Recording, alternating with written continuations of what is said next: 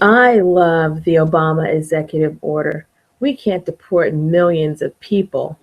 While the debate over immigration reform often appears to revolve around politics, the root of the issue is economics. With the new GOP controlled Congress in session, the battle over immigration is again in the spotlight. The House passed a bill along party lines that would, one, defund the president's recent executive actions to delay deportation of up to 5 million documented workers and grant them work permits.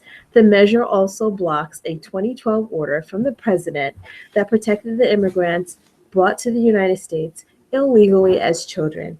And third, it attempts to reverse a series of White House memos that said terrorists and criminals should be deported first. Why? Because the Republicans want the efforts focused on the border security as opposed to a path to citizenship. In other words, does it cost more to keep illegal immigrants in the country, or does it cost more to deport them? We know that unemployment is high and wages are lower, partly due to illegal immigration, according to the director for the Federation for American Immigration Reform. My argument is for pathway to citizenship. The White House website stated that by 2023, the US economy will lose 80 billion in economic output by not allowing a path to citizenship for the estimated 11 million undocumented workers. The country will also have 40 billion in higher deficits in the next 10 years. And during the same decade, the Social Security Trust Fund will lose out on some $50 billion. The president's executive order is an acknowledgement of the facts. Most undocumented immigrants are woven into the fabric of American life in a way that would be impossible to unwind.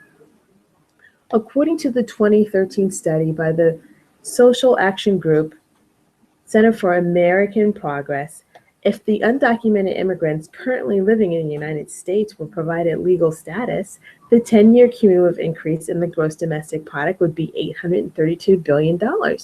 Meanwhile, the cumulative increase in the personal income of all Americans over 10 years would be $470 billion. Moving more people into legal work permit classification and providing temporary guest work permits would be a substantial benefit to the economy. Undocumented immigrants cost the U.S.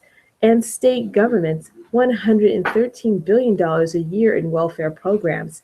The immigrants use more welfare programs than people born in the United States. The more illegal aliens we have taken advantage of welfare funding, the more strain there is on our economy. Reform is needed, if only to keep state budgets out of the red, just in case the economy hits another rough patch. Places like California are or will see more pressure on their budgets to provide services to undocumented immigration. Another set of numbers fueling the immigration debate is a shortage of workers in the United States. We are borrowing labor forces from other countries. Everyone, big and small companies, are looking for foreign talent. Business organizations like the Chamber of Commerce have called for immigration reform, stating that immigrants are good for the economy, while advocating a tough but fair process for undocumented people living in our country today to earn a legal status. Experts remain cautiously optimistic that some sort of a reform will get done. One figure that politicians and lobbyists should battle it out over on immigration reform is the expelling of immigrants could cost an estimated $8,318 to deport each of the 11 million undocumented people now living in the United States. I agree that the border does need to be sealed before or while addressing the issue. After that, there needs to be a way for people or citizens. Legalizing immigrants will bring up our economy because we will have an increase in tax revenue, and we will stop wasting resources spent on time trying to deport the people who are only here to escape the poor quality of their country. They are taking jobs that our lazy people won't take because either it's too hard or they feel it's beneath them.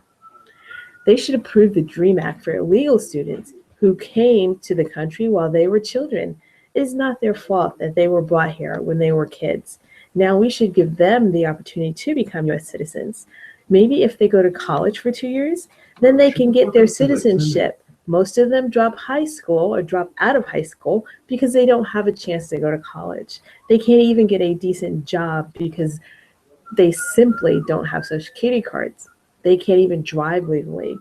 They should give a chance to illegal students to become citizens. They will be helping the economy by getting a better education than their parents, and they will offer a better life for the family in the future. So come on, voice your opinion so you can be heard. Make make them citizens. Let them be happy, productive Americans.